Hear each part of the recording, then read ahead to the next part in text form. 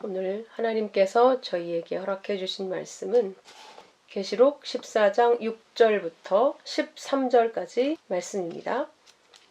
함께 읽어보도록 하겠습니다. 또 보니 다른 천사가 공중에 날아가는데 땅에 거주하는 자들 곧 모든 민족과 종족과 방언과 백성에게 전할 영원한 복음을 가졌더라. 그가 큰 음성으로 이르되 하나님을 두려워하며 그에게 영광을 돌리라. 이는 그의 심판의 시간이 이르렀음이니 하늘과 땅과 바다와 물들의 근원을 만드신 이를 경배하라 하더라. 또 다른 천사 곧 둘째가 그 뒤를 따라 말하되 무너졌도다 무너졌도다 큰 성 바벨론이여 모든 나라에게 그의 음행으로 말미암아 진노의 포도주를 먹이던 자로다 하더라. 또 다른 천사 곧 셋째가 그 뒤를 따라 큰 음성으로 이르되 만일 누구든지 짐승과 그의 우상에게 경배하고 이마에나 손에 표를 받으면 그도 하나님의 진노의 포도주를 마시리니 그 진노의 잔에 섞인 것이 없이 부은 포도주라. 거룩한 천사들 앞과 어린 양 앞에서 불과 유황으로 고난을 받으리니 그 고난의 연기가 세세토록 올라가리로다. 짐승과 그의 우상에게 경배하고 그의 이름표를 받는 자는 누구든지 밤낮 쉼을 얻지 못하리라 하더라. 성도들의 인내가 여기 있나니 그들은 하나님의 계명과 예수에 대한 믿음을 지키는 자니라. 또 내가 들으니 하늘에서 음성이 나서 이르되 기록하라. 지금 이후로 주 안에서 죽는 자들은 복이 있도다 하시매 성령이 이르시되 그러하다. 그들이 수고를 그치고 쉬리니 이는 그들의 행한 일이 따름이라 하시더라. 아멘. 오늘 이 말씀 본문으로 영원한 복음 바벨론의 몰락이라는 제목으로 말씀을 나누도록 하겠습니다. 14만 4천을 지난 시간에 공부했습니다. 그들은 거짓이 없고 흠이 없이 거룩한 자다. 또 보니 다른 천사가 공중에 날아가는데 땅에 거주하는 자들 곧 모든 민족, 종족, 방언, 백성에게 전할 영원한 복음을 가졌더라 라고 기록하고 있습니다. 하늘에 한 천사가 날아가는데 그가 영원한 복음을 가졌다고 말하고 있죠. 땅에 거하는 모든 민족, 종족, 방언, 백성. 그러니까 하나님의 모든 백성을 의미하는 표현입니다. 넷으로 표현하고 있죠. 땅에 속한 하나님의 백성. 땅에 속해 있지만 하나님의 백성인 그들에게 전할 영원한 복음을 가졌다. 이렇게 이야기하고 있습니다. 영원한 복음이 무엇인가? 우리가 알다시피 복음은 good news, 좋은 소식입니다. 무엇을 좋은 소식이라고 합니까? 우리가 모두 죄로 인해 죽어가고 있었죠. 시한부 인생을 우리는 살고 있습니다. 지옥이 예비된. 그런데 그런 시한부 인생인 자들에게 살 수 있는 길이 있다. 이 소식만큼 기쁜 소식이 어디 있겠습니까? 인간의 모든 끝은 멸망인데 멸망하지 않고 영원한 생명을 얻게 할 길이 있다. 그 길이 왔다. 이게 우리에게 좋은 소식 아니겠습니까? 그 시한부 생명을 가진 우리에게 살 수 있다는 소식이 복음입니다. 그 복음이 무엇인가? 사복음서의 첫 복음서가 마가복음입니다. 마가복음 1장 1절이 이렇게 기록합니다. 하나님의 아들 예수 그리스도의 복음의 시작이라. 그러니까 복음은 예수 그리스도다. 이걸 가르쳐주고 있죠. 예수 그리스도가 바로 굿뉴스, 좋은 소식, 우리에게 생명을 주러 오신 그 생명의 근원이신 분이다. 이렇게 시작하고 있습니다. 그 복음, 그 예수 그리스도를 마태복음에서는 천국 복음이라고 표현하고 있고 누가복음에서는 4장 43절에 하나님 나라라고 설명하고 있고 요한복음에서는 1장 1절에 말씀, 태초에 말씀이 계시니라 그 말씀이 하나님과 함께 계셨고 그 말씀을 또 말씀 육신 예수 그리스도다 이렇게 가르쳐주고 있죠.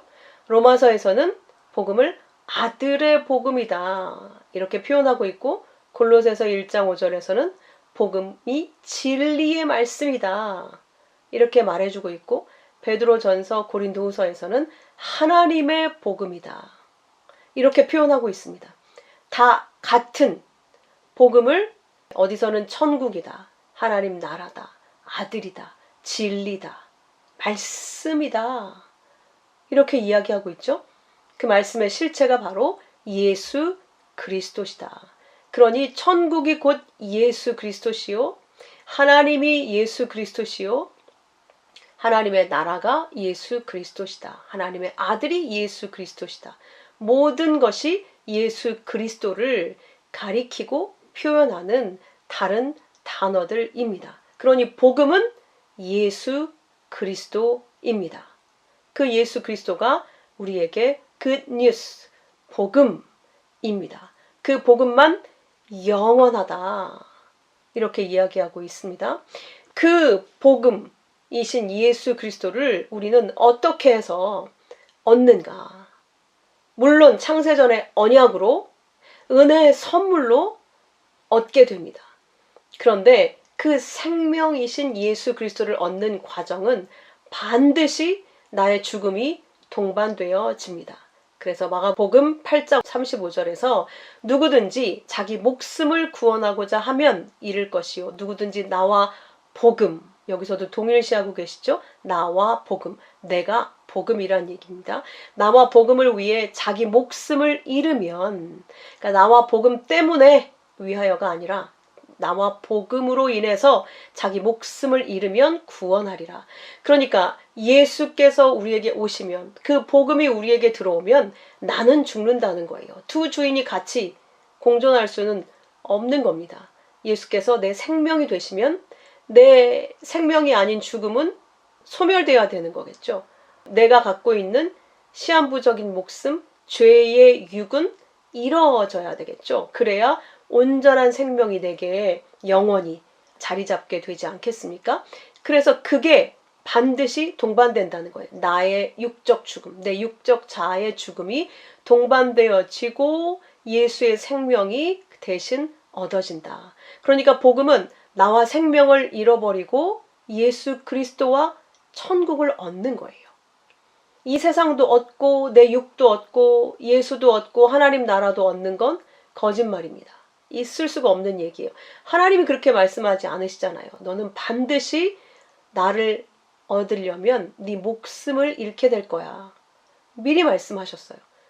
그러니까 너의 선함, 너의 의, 너의 공로, 너의 행위, 너의 수고 모두 버리고 예수 믿어라. 그 복음만 너를 살리는 영원한 생명이다. 그래서 이 세상은, 이 첫 창조의 세상은 진짜를 가리키는 모형이기 때문에 이 모형 버리고 실체이신 예수 붙들어라, 그 얘기를 하는 겁니다.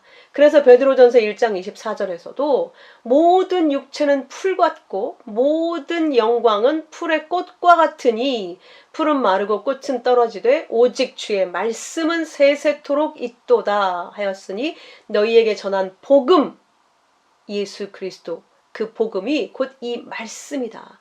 이 말씀 붙들어야 산다. 이 말씀만 영원하니까, 이 말씀은 소멸되지 않으니까, 이 말씀을 가진 자만 영원히 소멸되지 않고 영생을 누린다고 말씀하고 있는 겁니다. 이 말씀 이외에 다른 것을 붙잡고 있으면 이 첫 창조의 세상이 무너질 때 다 무너지게 되는 것이죠. 이건 잠깐 모형이니까 사라질 것들 아니겠습니까? 그걸 붙잡고 있는 어리석은 자들이 되지 말라고 말씀하고 있는 겁니다. 진짜를 가르쳐주고 계신 거예요. 너 이거 붙잡아야 산다. 다른 거 붙잡고 있으면 죽어. 이 얘기 하시는 거죠. 그 영원한 복음을 붙들고 있는 천사가 큰 음성으로 소리칩니다. 하나님을 두려워하며 그에게 영광을 돌려라. 하나님을 경외하고 하나님께 영광을 돌려라. 그 복음은 하나님의 영광의 발현이니까요. 이는 그의 심판의 시간이 이르렀음이니, 그 복음이 완성되어지면 심판의 때가 오게 되죠. 하늘과 땅과 바다와 물들의 근원을 만드신 이를 경배하라 하더라. 하늘과 땅, 바다와 물들, 땅을 바다라고도 표현하고 하늘을 물들이라고 표현을 합니다. 하늘과 땅과 바다와 물들의 근원. 이건 샘이라고 쓰여져 있는데 하늘을 물, 윗물이라고 표현을 하죠. 땅을 아랫물, 바다라고 표현합니다. 그러니까 밖은 하늘을 얘기하는 거죠. 하늘과 물들, 안에는 땅과 바다. 이 모든 근원을 창조하신 분께 경배해라. 영광을 돌려라. 이렇게 지금 말씀하고 계시죠. 우리 주 하나님이여 영광과 존귀와 권능 받으시는 것이 합당하오니 주께서 만물을 지으신지라. 만물이 주의 뜻대로 있었고 또 지으심을 받았나이다. 계시록 4장 11절에서 이야기하고 있습니다. 하나님이 영광 받으셔야 될 이유, 이 모든 천지를 창조하셨기 때문입니다. 우리가 하나님을 찬송하고 경외하고 영광을 돌려야 하는 이유, 나를 창조하신 하나님이 창조주가 바로 하나님이시기 때문입니다. 계시록 15장 4절에서도 이렇게 말합니다. 주여 누가 주의 이름을 두려워하지 아니하며 영화롭게 하지 아니하오리이까. 오직 주만 거룩하십니다. 주의 의로우신 일이 나타났으니 구원의 일이죠. 만국이 와서 주께 경배하리이다. 그 하나님의 구원을 입은 모든 자들은 반드시 주께 경배할 거라는 거예요. 이게 피조물의 마땅한 본분입니다.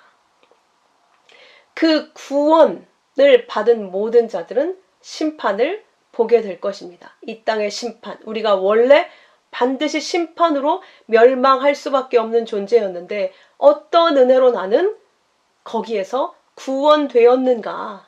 나는 땅이고 저주받은 바닷속의 물고기였는데 어떻게 하늘의 새가 되었고 하늘의 아들들이 되었는가.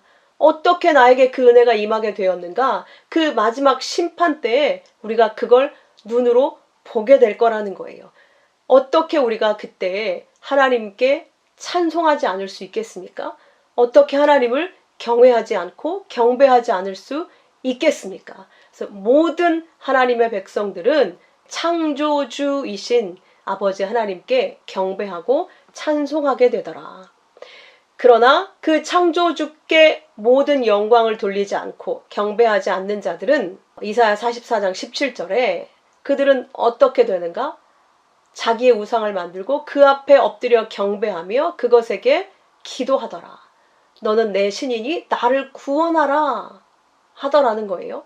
그들이 깨닫지도 못하고 무지하여서 눈이 가려져서 마음이 어두워져서 마음에 생각도 없고 지식도 없고 총명도 없어서 자기들의 땔감을 쓰는 그 나무를 가지고 깎아서 우상을 만들어 놓고 그것에게 나를 구원하라 이렇게 기도하더라는 거예요. 그 허탄한 마음으로 미혹이 돼서 거짓을 붙들고 있으면서도 그걸 깨닫지 못하더라는 거예요. 허탄한 것, 자기를 구원하지 못할 걸 붙들고 이 세상 영광, 이 세상의 돈, 이 세상의 출세 그런 것들을 붙잡고 하나님을 경배하지 않더라는 거예요. 그러나 하나님의 백성들은 비록 성령이 오시기 전에 그 가운데에서 헤매고 있을지라도 절대 그대로 두지 않으신다는 거죠. 21절에 야곱아 이스라엘아 이 일을 기억하라. 너는 내 종이라. 내가 너를 지었으니 너는 내 종이라. 이스라엘아 너는 나에게 잊혀지지 아니하리라. 절대 우리를 잊지 않으시는 하나님께서 이렇게 찾아오시는 거예요. 네가 숭배해야 될 건 그게 아니다. 내게 돌아와라. 내가 너를 구속했다. 여호와께서 야곱을 구속했으니 이스라엘 중에 자기 영광을 나타내실 것임이라. 반드시 하나님께서 자신을 우리에게 구속자로 나타내신다는 거예요. 그렇게 우리를 찾아오셔서 반드시 구속하신다는 것이죠. 그렇게 하나님이 자기의 영광을 나타내시기 위해 자기 백성을 찾아오시고 구속하신다는 거예요. 그러니까 우리가 뭐가 대단하고 뛰어나고 하나님이 우리 없으면 안 되기 때문에 하나님이 우리를 찾아오시고 구속하셔서 자기 영광을 나타내는 것이 아니라 하나님의 영광을 나타내시기 위해 우리를 창조하셨고 우리에게 언약을 주시고 우리를 구속하신다는 거예요. 그래서 우리는 하나님의 영광이 우리 가운데 임하여서 우리가 생명의 존재가 되었다는 걸 알아야만 합니다. 인간이 너무 귀해서 하나님이 우리 없으면 안 되기 때문에 우리에게 자기 아들까지 주어서 나를 그토록 사랑하셨다. 이렇게 나 중심이 돼서 또 내가 주인공의 자리에 앉으면 안 된다는 거죠. 우리는 하나님의 은혜에 의해서 하나님의 영광의 발현으로 말미암아 우리가 창조되고 우리가 구속되게 되었다는 거예요. 그걸 깨달아 알 때 우리는 하나님 앞에 피조물의 자리에서 모든 영광을 돌려드릴 수 있는 것입니다. 진짜 은혜가 무엇인지 우리가 고백하게 된다는 것이죠. 자, 또 다른 천사, 두 번째 천사가 이어 말합니다. 무너졌도다, 무너졌도다. 큰 성 바벨론이여 모든 나라에게 그의 음행으로 말미암아 진노의 포도주를 먹이던 자로다. 심판의 때가 되어져서 큰 성 바벨론이 무너집니다. 그렇게 선언하고 있습니다. 왜 큰 성 바벨론이 무너지는가? 큰 성 바벨론은 무엇을 의미하는가? 성경에 다 기록이 되어져 있습니다. 다니엘서 4장 30절 보면 나 왕이 말하여 이르되 이 큰 바벨론은 내가 능력과 권세로 건설하여 나의 도성으로 삼고 이것으로 내 위엄의 영광을 나타낸 것이 아니냐 하였더라. 바벨론 자체의 뜻이 혼란이라는 뜻입니다. 그리고 그 어근으로 가면 뭐가 섞여 있다, 퇴색돼 있다, 혼합돼 있다 이런 뜻을 가지고 있거든요. 그러니까 이 바벨론은 모든 인간의 자부심의 상징입니다.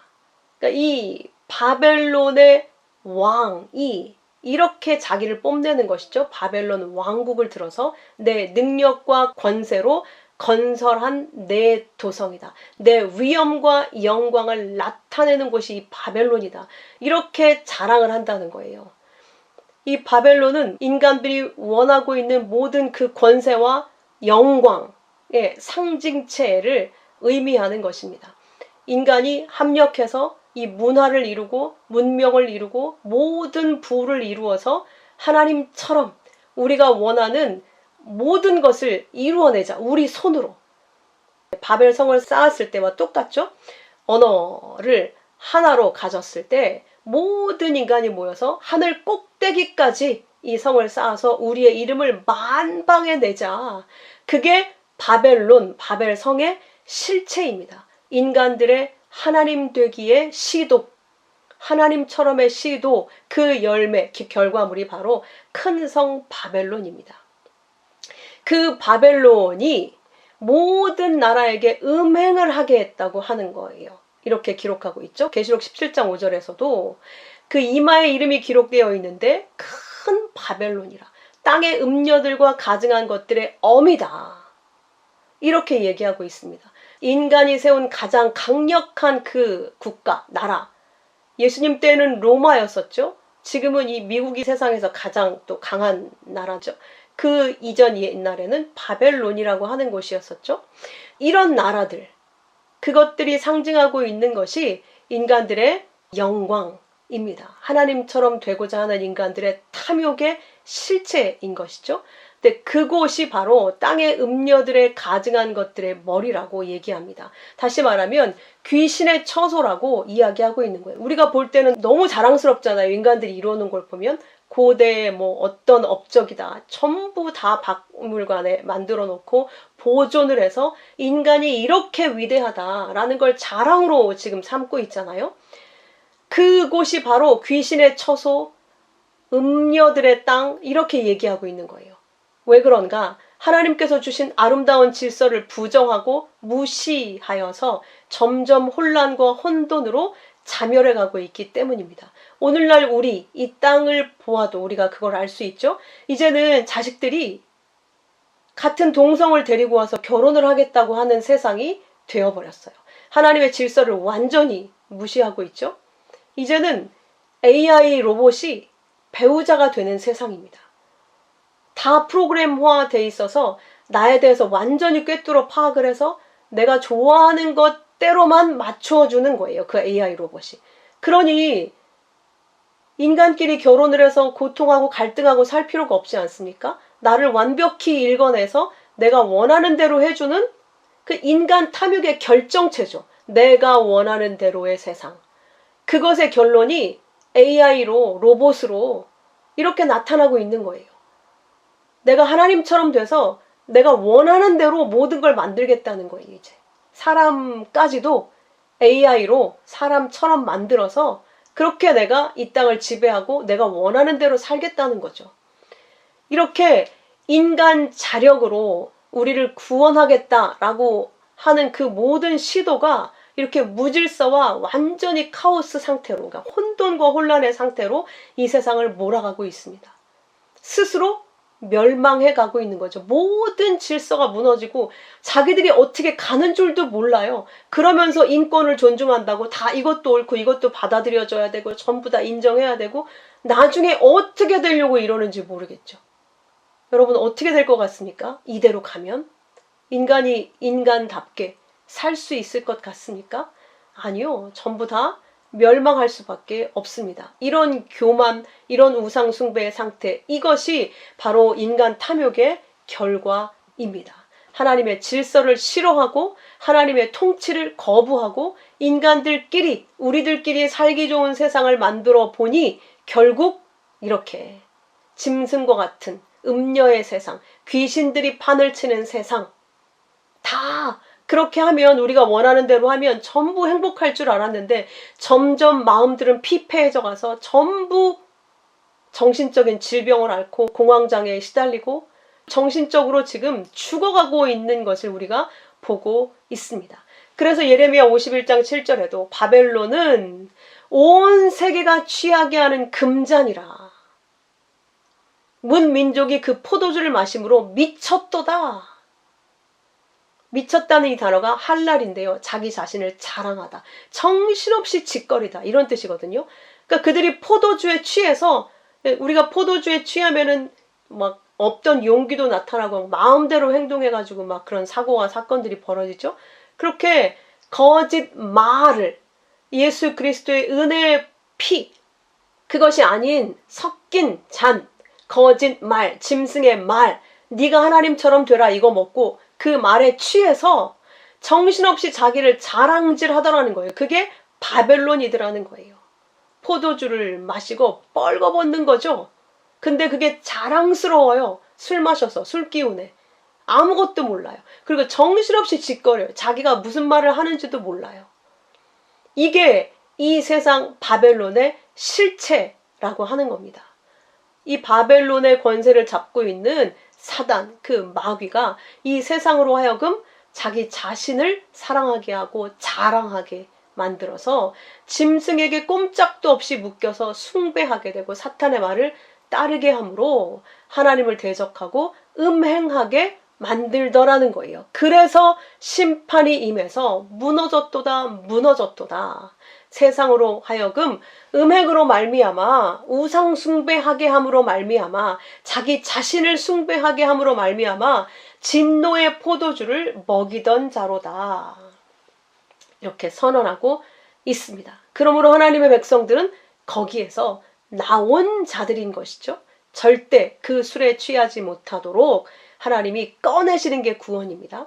자, 9절에 또 다른 천사 곧 셋째가 그 뒤를 따라 큰 음성으로 이르되 만일 누구든지 짐승과 그 우상에게 경배하고 이마에나 손에 표를 받으면 그 바벨론에서 짐승의 포도주를 마시고 거기에 취해서 짐승의 말을 듣고 사는 자들, 그게 바로 우상에게 경배하고 이마에나 손에 표를 받는 자라고 말하는 것이죠. 그러니까 손은 우리의 행위를 상징하고 이마는 우리의 생각, 지성을 대표하지 않습니까? 우리의 생각과 행위가 사탄의 말에 의해서 지배당하고 있다는 거예요. 너를 위해 살아라. 네 영광을 위해 살아라. 네가 하나님처럼 되라. 네가 자랑스러운 자가 되라. 네 영광을 나타내라. 이렇게 나를 위해서 얘기해 주는 것 같아요. 너무 꿀 같은 그게 다 좋죠. 그래서 성공하고 싶어서 그 말을 듣고 나를 위해 열심히 살아갑니다. 모든 세상 사람들이 의심하지 않고 그게 행복이라고 믿고 그게 잘 사는 거라고 믿고 그게 곧 짐승의 표를 이마와 손에 받은 자들이다. 우상을 경배하는 자들이다. 이렇게 얘기하고 있습니다. 그도 하나님의 진노의 포도주를 마시리니 진노의 잔에 섞인 것이 없이 부은 포도주라. 그들은 하나님의 진노의 포도주, 여기서는 피를 상징하는 거죠. 그 진노로 말미암아 이제 죽임을 당할 건데 그 진노의 잔에 섞인 게 없다. 이 섞인 게 없다는 뜻은 묽게 하지 않았다. 그러니까 하나님이 그들에게 진노의 잔을 쏟아붓는데 거기에는 어떤 긍휼도 자비도 봐주시는 것, 그게 없는 거예요. 아무것도 섞이지 않고 오직 진노만 들어있는 잔이라는 거예요. 그래서 그 진노의 포도주, 아무것도 섞인 것이 없이 100% 진노만 담겨있는 그 포도주를 하나님의 진노로 마시게 되리니 거룩한 천사들 앞과 어린 양 앞에서 불과 유황으로 그 진노가 쏟아질 거라는 거예요. 고통을 받으리니 그 고통의 연기가 세세토록, 그 고문과 그 고통의 연기가 세세토록 올라가리로다. 영원히 그 고통이 계속된다는 것이죠. 짐승과 그 우상에게 경배하고 그의 이름표를 받은 자는, 이름표, 카라그마, 그 인이 새겨진 자, 말뚝이 심겨진 자, 이름이라는 건 말이라고 우리가 배웠잖아요. 그 짐승이 한 말을 그 머릿속에 생각으로 갖고 그 말에 의해서 행동하는 그 이름표를 가진 자는 누구든지 밤낮 쉼을 얻지 못하리라. 그들은 쉼이 없다는 거예요. 안식을 누리지 못한다는 거예요. 그래서 항상 뭔가에 쫓겨 살아요. 내가 쉬면 다른 사람이 나보다 더 빨리 가서 이길 것 같거든요. 나는 하루라도 빨리 성공을 해야 되거든요. 남보다 앞서야 되기 때문에 남보다 앞서려면 잠을 줄여야 되죠. 먹는 것도 줄여야 되죠. 모든 걸 다 포기하면서 그걸 얻어내야 되기 때문에 밤낮 쉼을 얻지 못하더라는 거예요. 내 걸 지키기 위해서, 내 걸 성취하기 위해서, 빼앗기지 않기 위해서. 그렇게 살던 자들이 결국 하나님의 진노의 잔을 받은 그 영원한 지옥 속에 들어가도 끊임없이 밤낮 쉼 없이 그 고통 속에 있을 거라는 거예요. 그러므로 하나님의 백성들은 어떤 상황 가운데에도 안식을 누릴 수 있는 사람들입니다. 유일하게 이 세상 속에서, 이 치열한 경쟁의 세상 속에서 그들과 합세하지 않고 하나님과 함께하는 그것이 가장 행복한 줄 알고 그 안에서 안식을 누리는 거예요. 내 삶의 목적은 내 성공이 아니고 내 성취가 아니고 내 영광이 아니고 나를 증명하는 것이 아니라는 걸 알기 때문에, 그게 곧 멸망이라는 걸 알기 때문에 어떠한 상황 가운데 세상이 무엇라고 말을 하든, 너는 실패자라고 말하든 어떻게 말을 하든 나는 하나님의 사랑을 받는 어린 아기로서 엄마의 젖된 그 아기가 평온하게 잠들어 있는 것처럼 아버지의 그 말씀 안에서 안식을 누리고 행복을 누리는 이들이 바로 하나님의 자녀들이더라. 그래서 12절은 이렇게 얘기합니다. 성도들의 인내가 여기 있나니, 이런 바벨론 무너져 가고 있는 영원한 진노의 잔을 마셔서 영원한 멸망 가운데 처해지게 될 그 바벨론 세상 속에 있는 성도들은 성도들의 인내로 살게 된다는 거죠. 인내가 여기 있나니 그들은 하나님의 계명과 예수에 대한 믿음을 지키는 자니라. 그래서 예수에 대한, 이게 오역입니다. 예수의 믿음을 지키는 자니라. 왜냐하면 우리에게 온 믿음은 선물이고 나에게서 난 믿음이 아니라 예수의 믿음이 내 안에 들어온 거기 때문에 예수에 대한 믿음은 내가 예수에 대해서 믿는다는 뜻이잖아요. 근데 그런 말이 아니라 예수의 믿음이 내게 주어졌다는 거예요. 어떻게? 하나님의 계명으로, 하나님의 말씀으로. 하나님의 말씀을 믿는 그 믿음이 예수의 믿음으로 우리에게 주어졌다는 것이죠. 예수님만 하나님을 온전히 믿을 수 있는 유일한 분 아닙니까? 그래서 그분만 하나님께 순종한 유일한 분이에요. 그래서 하나님이 완전하고 흠이 없는 아들 예수에게 너 죄인 해라. 죄의 육을 입고 내려가서 모든 다른 아들들의 죄를 네가 다 덧입고 죄인 해. 그리고 죄로 죽어라. 이렇게 만드셨지 않았습니까? 거기에 완벽하게 순종한 분이 예수님이라는 거예요.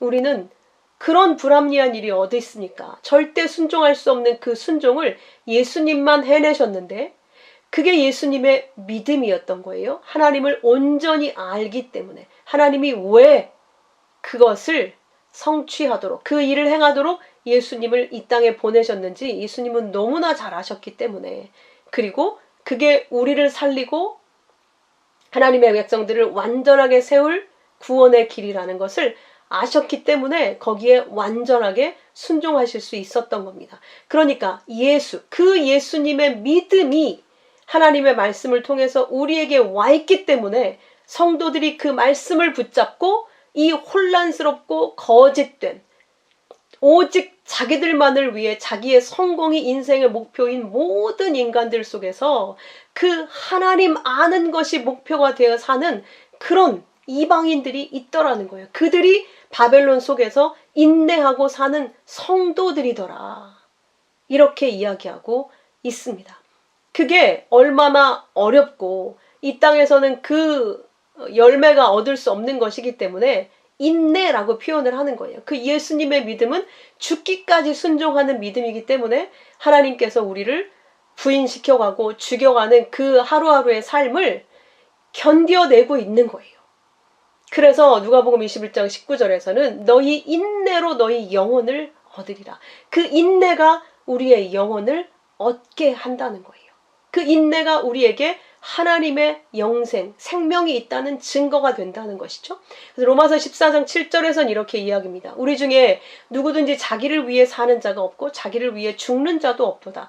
우리가 살아도 주를 위해 살고 죽어도 주를 위하여 죽나니 그러므로 사나 죽으나 우리가 주의 것이로다. 그러니까 성도는 아무도 자기를 위해 사는 자가 없다는 거예요.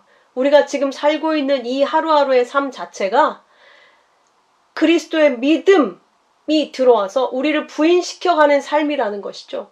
아무도 성도는 자아 성취의 삶을 살 수 없다는 거예요. 아무도 자기 의를 추구하는 삶을, 자기 영광을 추구하는 삶을 살지 못한다는 거예요. 우리가 살지 않으려고 애를 쓰는 게 아니라 그럴 수가 없다는 거예요. 그렇게 우리 안에서 믿음이 역사하고 있다는 거죠. 말씀이 우리를 그렇게 통치하고 계신다는 것이죠. 그래서 자꾸 내가 내 선악 판단, 내 의의를 붙잡으려고 하면 자꾸 나를 치시는 거예요. 그 욥기서 10장 17절에 그렇게 욥이 고백하죠. 주께서 자주자주 증거하는 자를 바꾸어 나를 치시며 나를 향하여 진노를 더하시니 군대가 번갈아서 치는 것 같으니이다. 왜 그렇게 치시는가? 내 의의를 붙잡으면 멸망하니까. 그게 불의니까. 의는 오직 예수 믿는 게 의니까. 거기로 가야 우리가 사니까 자꾸 내 옳음, 내 의, 내 법을 붙잡으려고 하면 그걸 자꾸 깨트리시는 거예요. 내가 옳다고 생각하는 것들을 다 부수시고 다 예수만 믿는 자가 되도록 만들어 가신다는 거예요. 그런 나를 부정당하는 과정이 믿음의 시련이고 인내의 시간이라고 말씀하시는 겁니다. 그래서 야고보서에서도 1장 4절에 인내를 온전히 이루라. 이는 너희로 온전하고 구비하여 조금도 부족함이 없게 하려 함이라. 이 인내가 우리를 완전하게 만들어 간다는 거예요. 그래서 야고보 5장 11절에서는 이렇게 얘기합니다. 보라, 인내하는 자를 우리가 복되다 하나니 너희가 욥의 인내를 들었고 주께서 주신 결말을 보았거니와. 욥에게 주신 그 결말 보여주셨잖아요. 이 땅의 것으로. 그러나 사실 그 결말은 하나님 나라 안에서 우리가 얻게 되는 완전함과 풍요를 설명해주고 있는 겁니다. 그 결말을 보았거니와 주는 가장 자비하시고 긍휼히 여기시는 이시다. 그러니까 우리가 모든 내 의를 잃고 내 육을 잃고 나를 부정당한 후에 갑절의 복, 즉 영생의 복을 받는다는 걸 욥을 통해 보여주셨다는 거예요. 그러므로 우리의 복음, 그 구원은 이 땅의 것, 죄의 육의 것을 잃어버리고 하늘의 것, 신적 생명을 받아 영생의 복을 누리고 사는 것이 바로 우리에게 주신 복음이요 우리의 결말입니다. 그래서 내가 또 들으니 하늘에서 음성이 나서 이르되 기록하라. 지금 이후로 주 안에서 죽는 자들은 복이 있도다. 분명히 말씀하시죠. 정말 너희들이 복받은 자들이라면 너희는 날마다 죽는 다나토스의 죽음을 죽는 자들이다.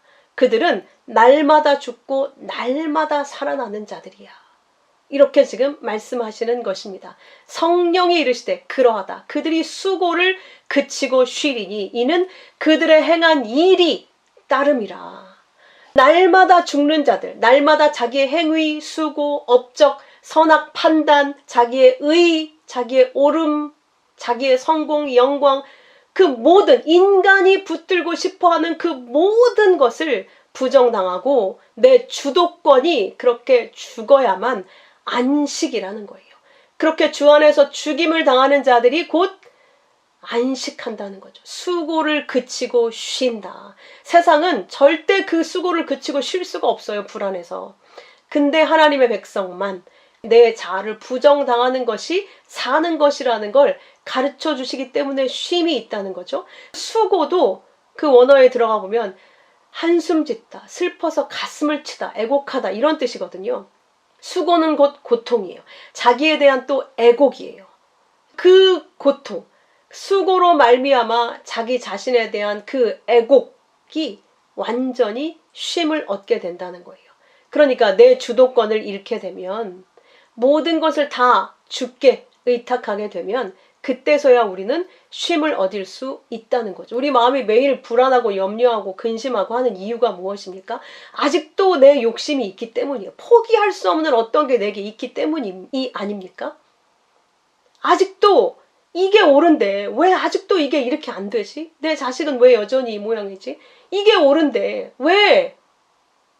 그걸 얻기 위해서, 그걸 이루기 위해서 쉼없이 수고하고 잠 못 자고 고민하고 계속 그걸 얻으려고 빼앗기지 않으려고 애를 쓰고 살고 있는 거예요. 그게 나를 살리는 게 아닌데 나는 예수님만 있으면 그 영생 안에 나는 지금도 그 영생을 누리고 있고 예수님만 계시면 부족함이 없는 자인데 완전한 자인데 그게 안 믿어지는 겁니다. 그러나 내가 현실에 있어서도 이렇게 살아야 되지 않나? 이렇게 이중의 마음을 우리는 항상 갖고 있는 거예요. 그래서 절대 이게 없으면 안 된다고 생각하는 거예요. 예수님이 전부가 될 수 없는 거예요. 그건 어떤 특정한 사람들의 것이 아닐까 이렇게 생각하는 것이죠. 아닙니다, 여러분. 반드시 여러분이 하나님 백성이라면 그 모든 걸 부정시켜서 결국 그 자리로 데려가실 겁니다. 반드시 여러분은 그걸 보게 되실 거예요. 아, 이것도 아니었구나. 이것 때문에 오히려 내가 더 고통스럽고 죽어가고 있었구나. 나는 오직 그리스도뿐이구나. 그리스도 안에서만 살 수 있구나. 예수님만 나에게 생명이고 안식이고 기쁨이고 행복이고 완전함이구나. 예수님 없이는 아무것도 아니구나. 그걸 알게 되실 거예요. 그때에만 우리의 애곡이 쉬게 되어지고 수고가 쉬게 되어지고 아무것도 없어도 상관이 없어요. 여호와는 나의 목자시니 내가 부족함이 없으리로다. 그 고백이 반드시 터져나오게 하실 겁니다. 거기에 가기 위해서 이런 것 저런 것들로 우리의 인생에서 지금 우리가 싸우고 분투하고 수고하고 애쓰고 노력하고 그러고 있는 거예요.